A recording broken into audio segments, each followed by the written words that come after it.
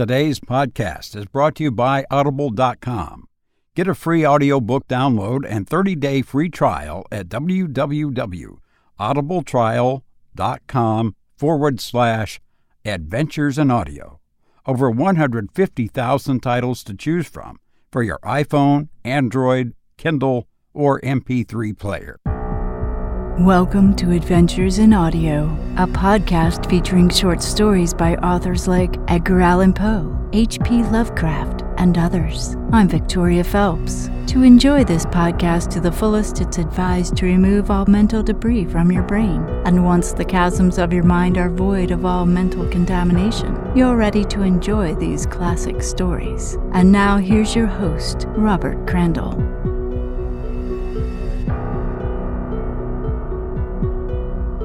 Greetings, dear friends, and welcome. I'm Robert Crandall, your host. I'm delighted that you've chosen to join me for this podcast. You can find this podcast on several directories like iTunes and Stitcher, as well as others, under the title Short Stories, with an extra S on stories. And of course, our website, adventuresinaudio.net. Each episode, I will read a story of horror, mystery, crime, and related genres. And if you like listening to stories, please check out audible.com's free offer. Right now, you can sign up for a 30-day free trial and receive a free audiobook. You'll find books like Edgar Allan Poe, The Complete Stories, The Dark World of H.P. Lovecraft, several by Sir Arthur Conan Doyle, and many, many others. And audiobooks are so nice. You can listen in a car or at home, and they make a great gift. Christmas is almost here, and there's over 150,000 titles to choose from. So to get your 30-day free trial and a free audiobook, go to www.audibletrial.com/adventures in audio. With 150,000 titles, you should be able to find something for just about everybody on your Christmas list.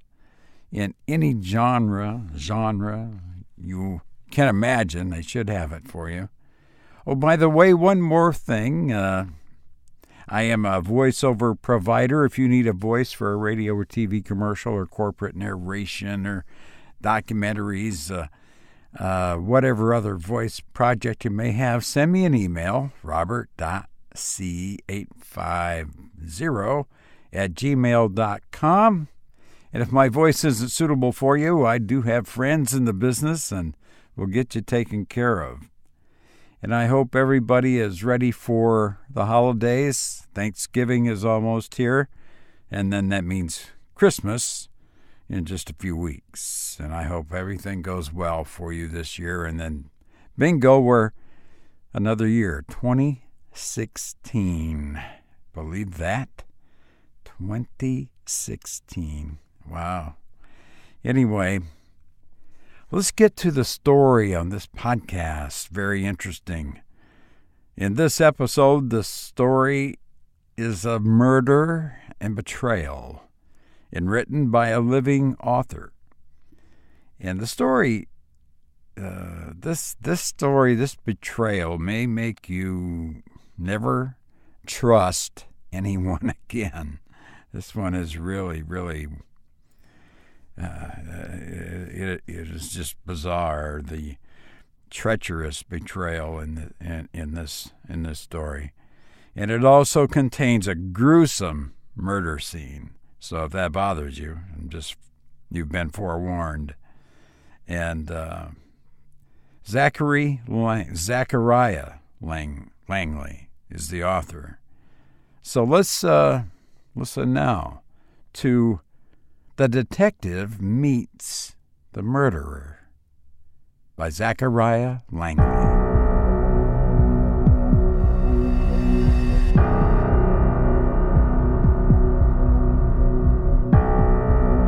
The murder scene was like something out of a horror movie.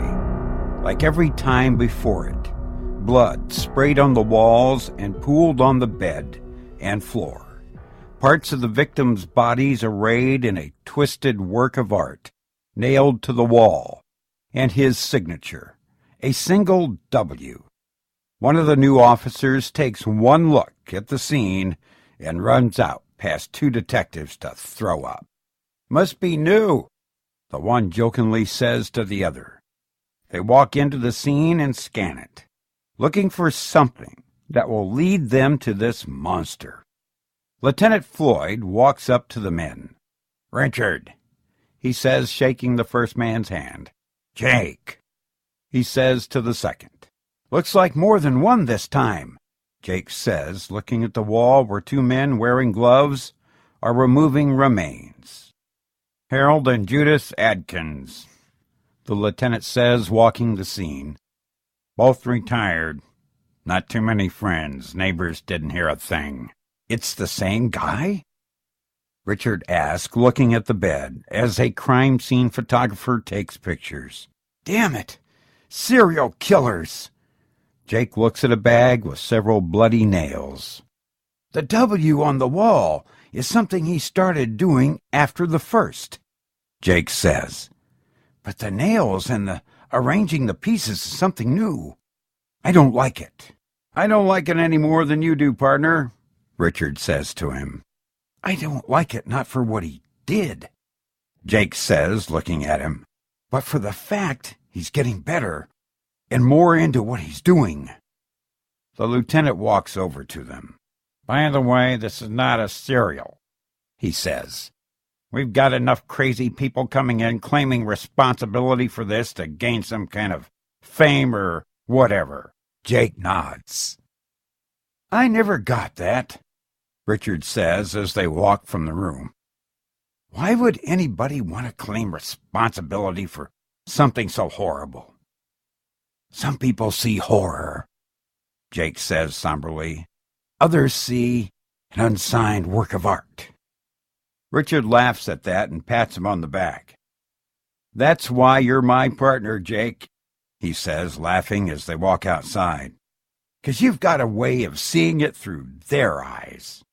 I'm off in a few. Meet me at Langley's. First round's on me," he says, getting into his car. Jake watches him pull off and gets a text message. Opening it, he recognizes the number, and a chill runs up his spine.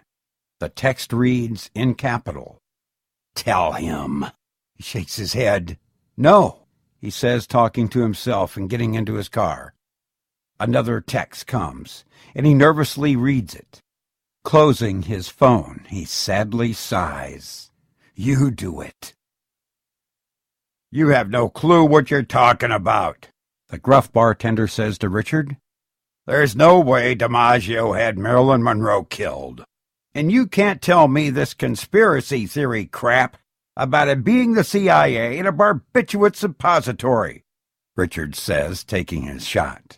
Jake walks in with a smile on his face. Almost happy, he walks up to the bar and takes the shot waiting on him. "Someone's in a good mood," the bartender says, pouring a shot and taking it himself. "I found a clue," he says, smiling. "Back at the house, I felt something was different about the way he did the scene," he says as the bartender pours another shot. He slides it to Richard. "I matched the scene to a painting in the Crosses' living room and found one bloody fingerprint." "Well, did you get the lab guys to check it?" Richard questions, taking his shot. "I found it after the room had been cleared," he says as another shot is poured, "and don't have any fingerprint equipment in my vehicle," he says, taking the shot and then smiling. "But you do." Richard stands and almost falls. He begins laughing as Jake helps him up. "Well, what are we waiting for?" Richard says with a slight slur. "I'm driving." Jake quickly takes his keys and helps his partner. "I think you'd better let me do the driving," he says, and they make their way out to Richard's car.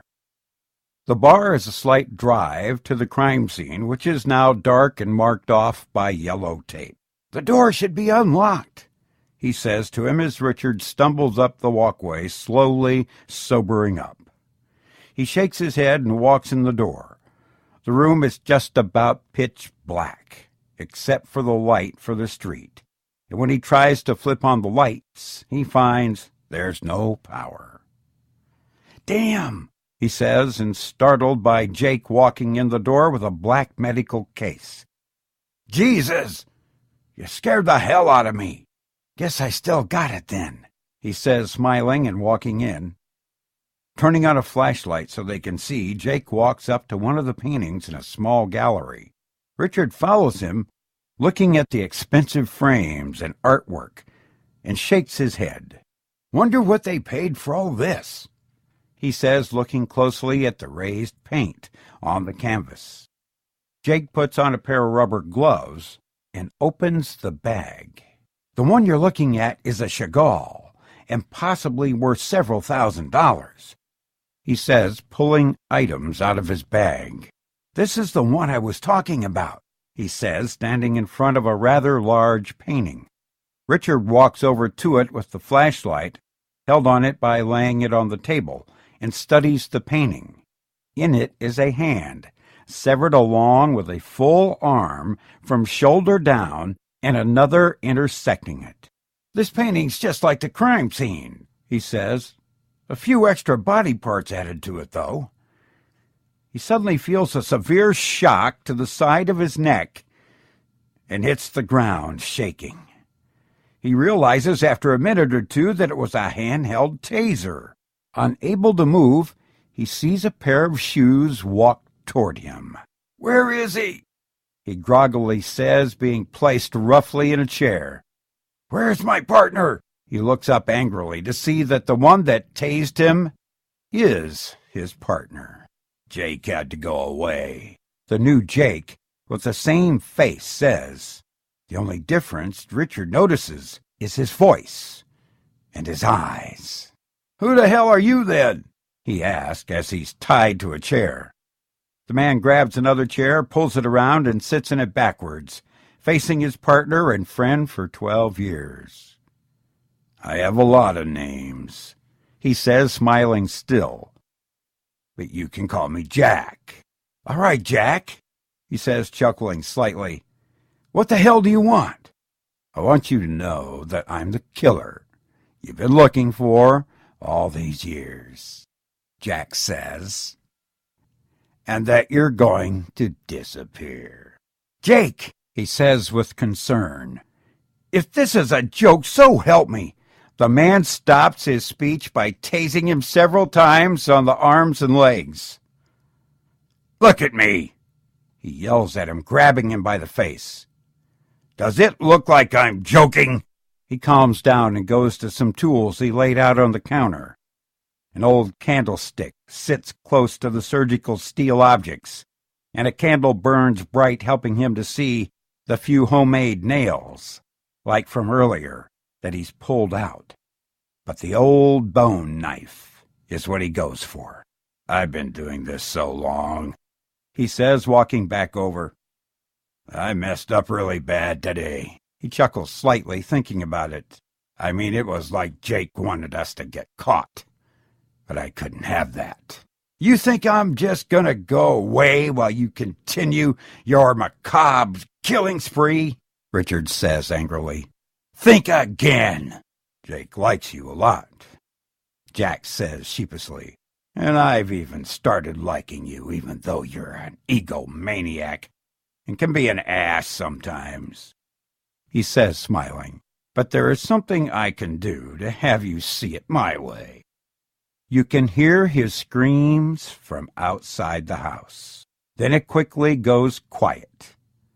Everything changes to morning, and police cars and ambulance take over the view.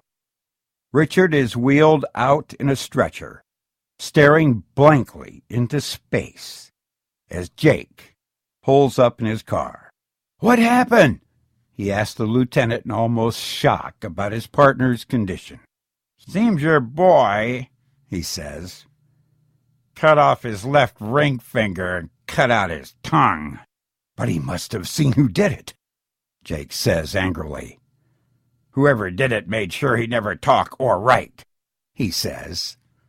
There were third-degree burns to the base of his skull, where some sick bastard held a taser until the juice ran out, he says as they load him into the ambulance.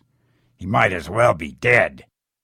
Jake watches as the doors close and his partner gets a last glimpse of the man who pretty much ended his life. But not totally. "We'll get the guy," Jake says to him as the ambulance pulls off. "We'll get him." You've been listening to The Detective Meets the Murderer by Zachariah Langley.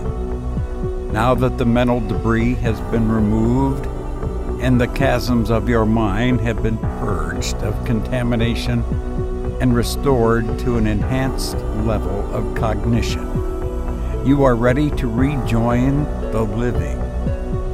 Caution is advised. Much peril awaits. Please be very careful, and I hope all is well. Thank you.